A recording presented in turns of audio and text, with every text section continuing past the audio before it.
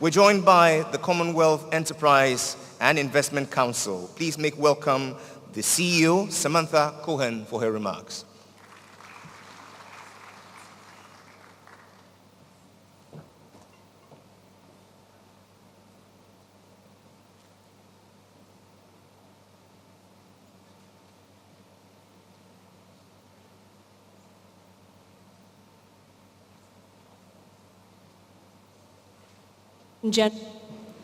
And distinguished speakers, Dr. Sidney van der Puy, Dr. Neka Anyeli Ikpe, and Dr. Johnson Pandit Asiyama.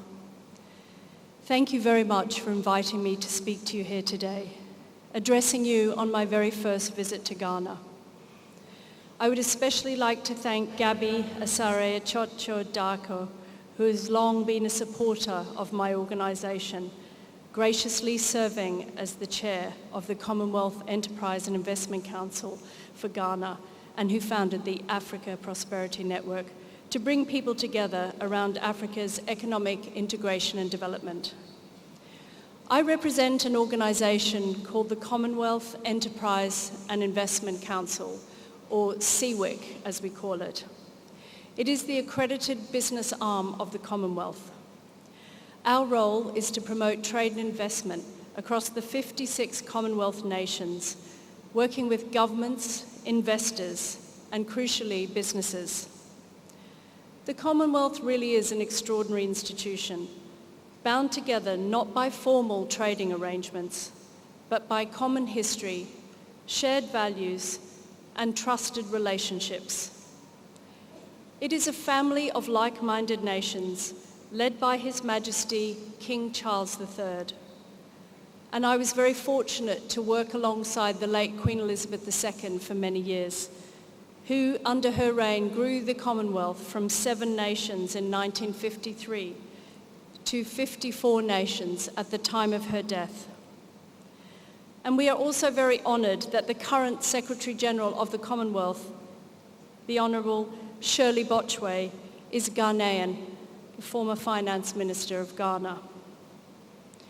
The Commonwealth is home to 2.7 billion people, with 60% of those under the age of 30.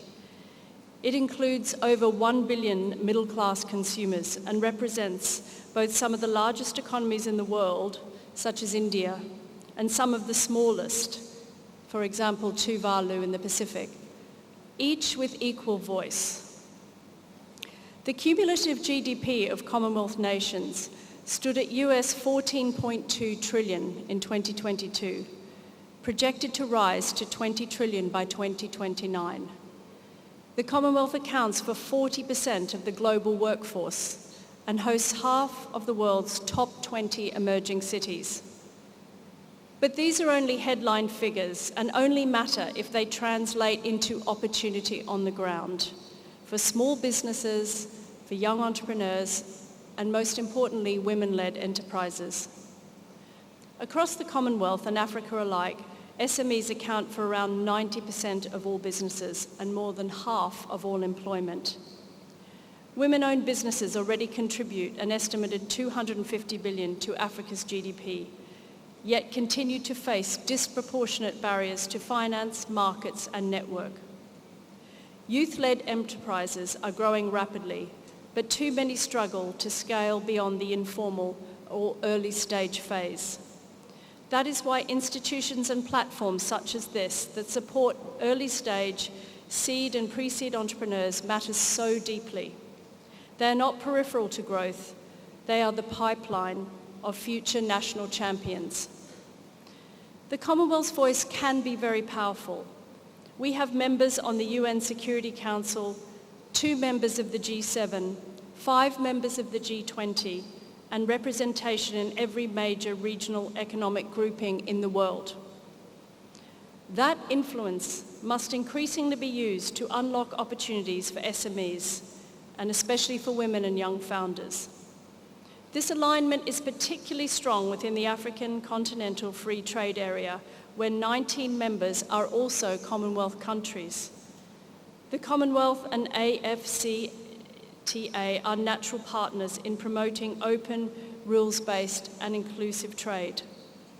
At a time when parts of the world are moving towards protectionism, AFCFTA member states are demonstrating that openness, integration, and cooperation remain the most effective path to prosperity.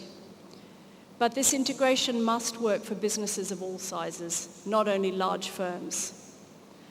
Commonwealth trade and investment is not reliant on formal trade deals alone, and this flexibility can be a real advantage for SMEs, particularly women and youth-led businesses seeking to enter new markets with fewer barriers. It relies on relationships, and it relies on trust. We stand here today in Ghana, home of the AFCFTA Secretariat, at the heart of Africa's integration agenda. I encourage businesses here to look to the Commonwealth partners, not only within Africa but globally, as Africa continues its mission to eliminate borders and unlock scale. For CWEIC, our commitment is clear. Whenever we convene Commonwealth businesses, the ask is always for freer movement of goods, capital and ideas, not less. Over the coming months, we will bring Commonwealth businesses together in London, in Lagos, and later this year at the Commonwealth Heads of Government meeting in Antigua and Barbuda, and we hope to see you there. The voices of business, particularly SMEs, women entrepreneurs, and young founders must be heard by presidents and prime ministers as they shape the future of trade and investment. As the global trading environment becomes even more uncertain, the Commonwealth's role as a trusted, connected, and values-based network has never been clearer. And with so many Commonwealth countries represented within the AFCFTA, we have a unique opportunity to ensure that SMEs, women, and youth are not left behind, but placed at the centre of Africa's prosperity. Thank you. We thank you, Commonwealth Enterprise and Investment Council, particularly to you, the CEO, Madam Samantha Cohen. We say many thanks. Please, another round of applause.